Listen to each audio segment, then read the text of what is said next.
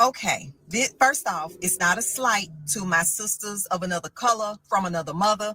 This is not a slight to you guys because I know y'all been on my posts and y'all been in full force. We got each other back and we always seeing eye to eye on stuff.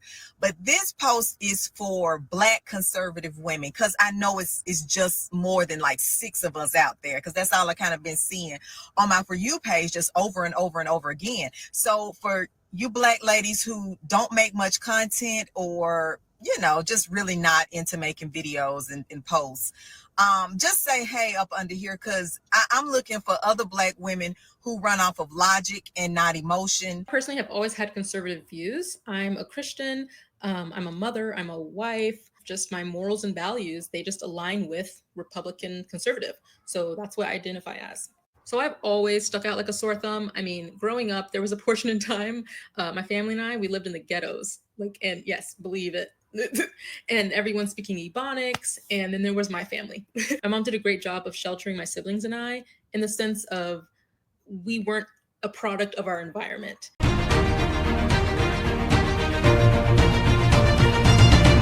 Welcome back, Warriors. It's me, Linda B. Thank you all so much for joining me here today. Warriors, I've heard it said a number of times. It's very hard to be a Black conservative, and especially maybe a Black conservative female, because literally there are not that many people out there like myself. But this video is dedicated to everyone who is a conservative, not just Black conservative women, is devoted to everyone. But I wanted to highlight Black conservative women in this video because there were only 8% of us that voted for Trump. 8%. So that lets you know how small the number is. So we need all the encouragement we can get in the world from everyone because it gets hard out here in these political streets. Before I get into the video, don't forget to smash the like button, comment, share, subscribe to my channel, select all notifications so you never miss a video. Watch the video all the way to the end. Let's get into it. Okay, first off, it's not a slight to my sisters of another color from another mother. This is not a slight to you guys because I know y'all been on my posts and y'all been in full force. We got each other back and we always seeing eye to eye on stuff. But this post is for Black conservative women because I know it's just more than like 6 of us out there because that's all I kind of been seeing on my For You page just over and over and over again. So for you Black ladies who don't make much content or just really not into making videos and posts, just say hey up under here because I'm looking for other Black women who run off of logic and not emotion, who like to think for themselves, the women who like to read and research and don't just jump on a headline or do as they're told or all of that stuff. So if y'all don't mind, check in the comments, say hey to me, say what's up, because I know I'm not by myself. All right. Oh no, you're not by yourself because I'm also in that small group. And yes, I wanted to just encourage people who are conservative of whatever you look like. It's still hard on everybody, I think, because I feel like liberals are just more of being in the attack mode. If you don't agree with them, it's like, "Ugh." And then people expect people like myself to be on the left. And I am so not on the left. And I stand on Christian principles. I mean, I acknowledge God. I try to in any event in all my ways. The Bible says, acknowledge the Lord in all your ways, and he will direct your paths. That is scripture. Okay, so that is what I live on, not on what people say and what people think I should be like. I want to do what the Lord tells me to do. Let's listen to some more common sense. Okay, so I have a little word of encouragement to my fellow Black conservatives because I understand how hard it is to be Black and conservative. And if you speak out, I mean, you say anything, and somebody is going to find a way to call you every name in the book. But I would just encourage you to just continue to stand your ground, continue to speak out, continue to just tell the truth because that's what we need in this society. And I know it can get discouraging at times, but you never know who's actually listening. You never know who you are influencing. You never know who you are positively impacting. So don't let the naysayers and the haters make you want to quit. Continue to stand your ground. It's really weird how Black women are starting to have very conservative and overly critical views when it comes to marriage and pregnancy. And that's fantastic, because when has the opposite ever done us any good? Why is it weird to you that Black women don't want to be single mothers anymore? Why is it weird to you that we want to be married and have husbands before we have children? Why do you want to normalize Black women not having these things? What does that say about you and what you think about Black women and what you want for us? More and more Black women are waking up and saying, I don't want to repeat generational trauma. I'm seeing how other cultures court and date. I'm seeing that other people focus on marriage more than we do, and they succeed statistically when it comes to childbearing and having wealth within their families. Now that Black women are highly educated and we are seeking partners that match with us or more intellectually, financially, and we're seeking traditional relationships, it's weird to you? But if I look different, right? If I came from a different culture, you would not think that's weird for me to seek that and want that. If I was of a different religion, if my skin was lighter, you would not think it's weird that I want that. That says more about you and whatever bias you have than it does about me or any other Black woman that wants better for themselves. I do agree with everything that's been said so far. First of all, it is very hard to be a Black conservative. I just want everybody to understand that we need as much encouragement as we can. I mean, it's hard. I'm telling you, especially your family, your friends. You got people that don't want to really be your friend. They don't know if they want to be your friend anymore, and they, you know, you don't get called as much, things like that. Because and then they try to bring it up when we have a family gathering. Like that's going to make me change my mind because they're getting their talking points off of MSDNC because they're getting their talking points off of MSDNC. It's the real thing. It is the real thing and a struggle that we go through. And it is so difficult at times. So we need encouragement. So I want to send encouragement to all people who are conservative, not just Black people. But I did want to point out that there are some Black conservative women out there because there's really few of us. So this video is for encouragement of all conservatives because a lot of conservative values are Christian values. Now, I want to listen to a couple of more videos, and you guys, these are really, really good. So stick around. So annoying when I see comments like this. So you mean to tell me that you're okay with this Black woman representing Black women like us speaking and acting the way that she acts in a professional setting? She is an example of what everyone in this world thinks of Black women and Black people, period. With the level of education that this woman holds and the position that she has, she should be speaking way more professional than she does. The Black people that are in my comment section saying Black people always down at other Black people, get it together. Get your emotions out of it. It's about the person that's saying that they are representing the Black community and doing it in a stereotypical way. If that's how you want to be known as a Black person, that's on you. But count me out. And I just want to say that this woman is talking about Jasmine Crockett, Democrat out of Texas. And you know how she likes to talk ghetto and ratchet and the way she acts and everything. And that is the point that I want to make. People on the liberal side get so up in their feelings when you talk about someone who happens to be Black and you disagree and you're Black and you talk about someone, you critique them. It's because we don't want to be represented in a negative, stereotypical way. There are people who do fit that stereotype. And see, that's my problem with Democrats. They push that narrative out instead of her coming out acting like a Condoleezza Rice or someone like a Carol Swain or Winsome, who's running for governor of Virginia. You know, she's acting ghetto. See, on the conservative side, you don't get them putting forth Black people that fit the negative stereotypes, but you get that foolishness from the left, from the demon rat side. And I'm sick of it. And the demons control the media and everything. And that's what you see, a bunch of fat, angry Black women. That's why they put that statue up in Times Square. The very stereotype they want to push. I am trying not to go off on a rant.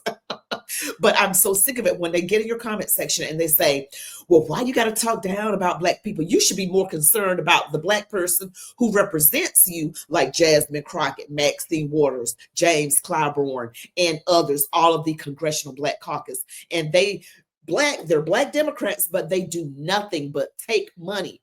Okay, they take money and enrich themselves and do nothing for the Black community. Why don't you get mad at them instead of getting mad at us for calling it out?